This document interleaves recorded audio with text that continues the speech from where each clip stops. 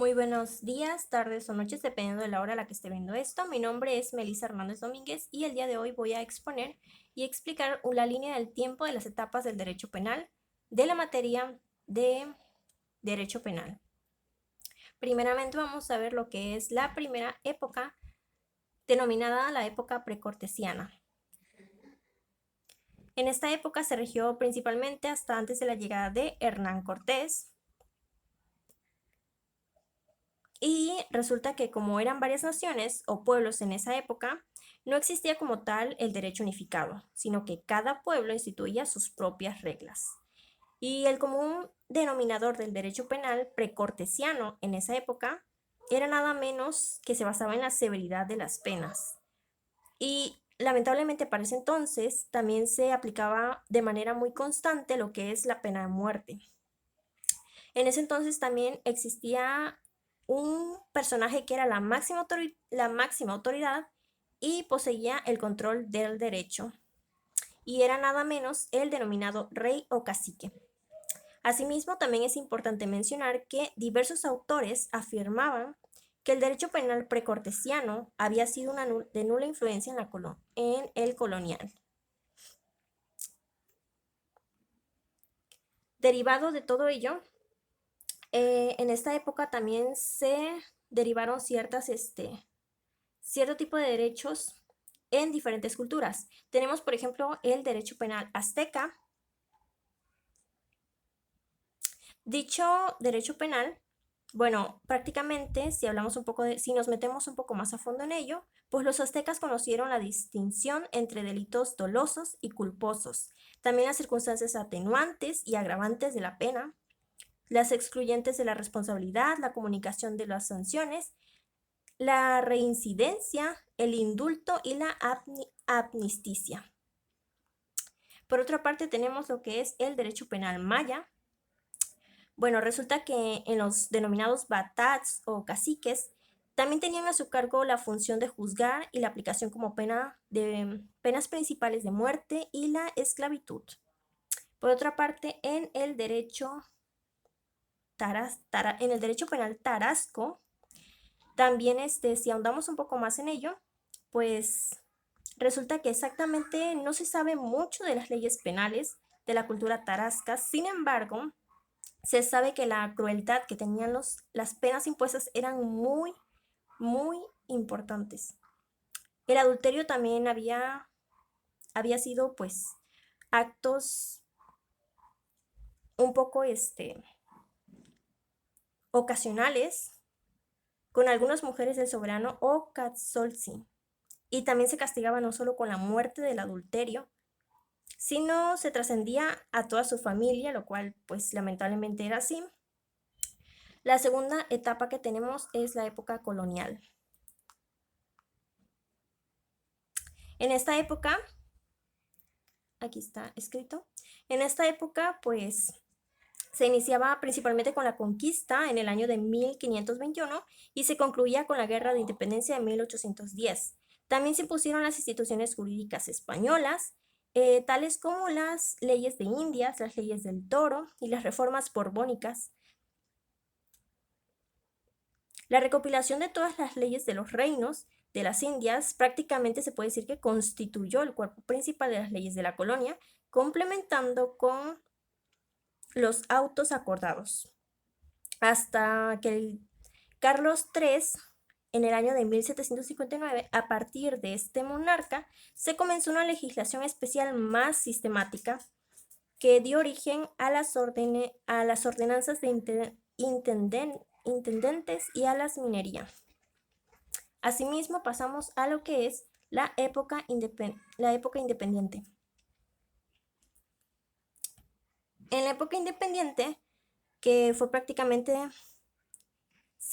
los años de esta época fueron de 1810 a 1821 y trae consigo lo que es el surgimiento de una nueva nación.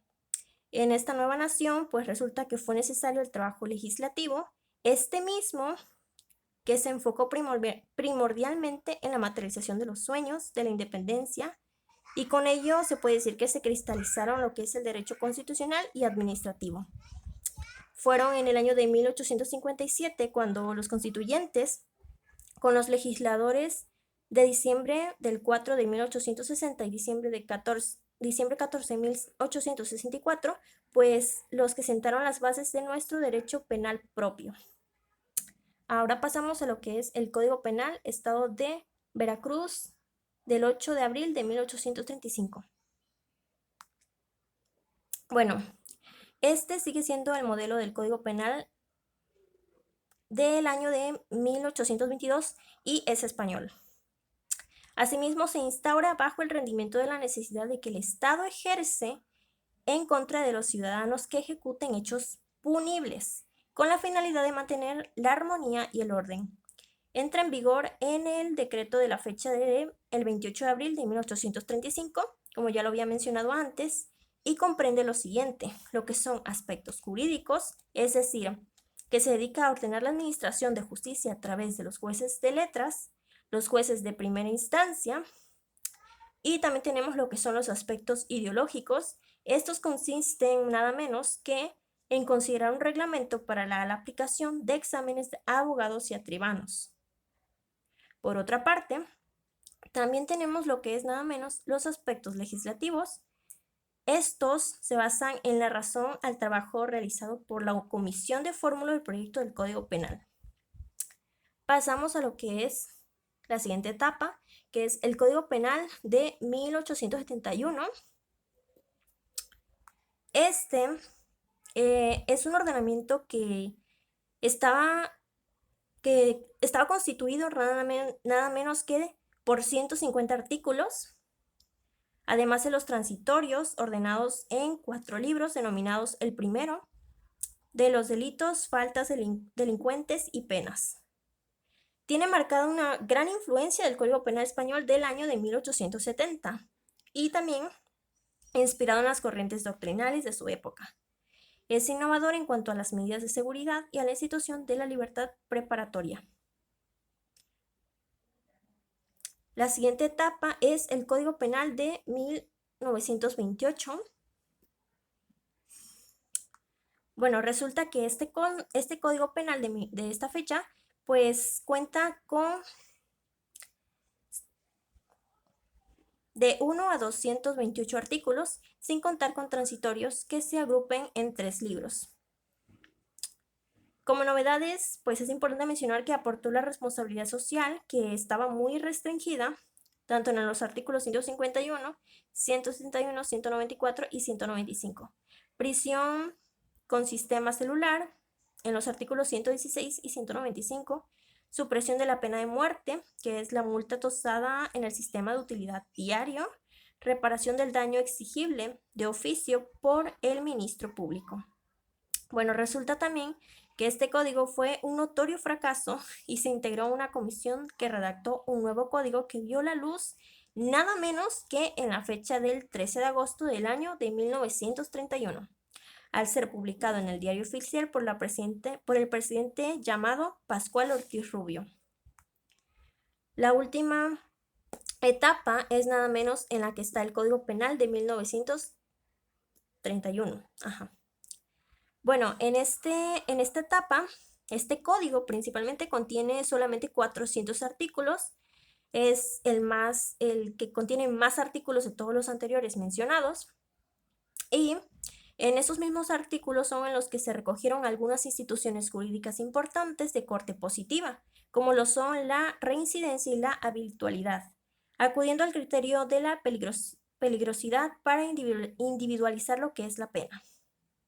El Código de 1931 sufrió a través de los años múltiples modificaciones debido a reformas que trataron de mejorar sus textos adaptándolos a las nuevas tendencias de la materia, lo que son las reformas entre las cuales destacan las de 1984, 1985 y 1994.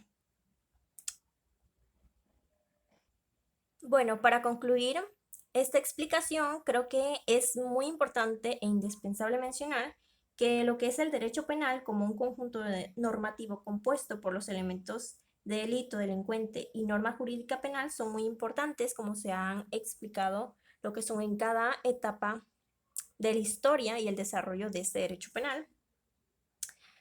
Asimismo, Su principal objetivo es el de regular lo que es el orden social para hacer respetar los bienes jurídicos protegidos por una determinada sociedad. Exactamente, determinada sociedad. Y bueno, eso sería todo de mi parte.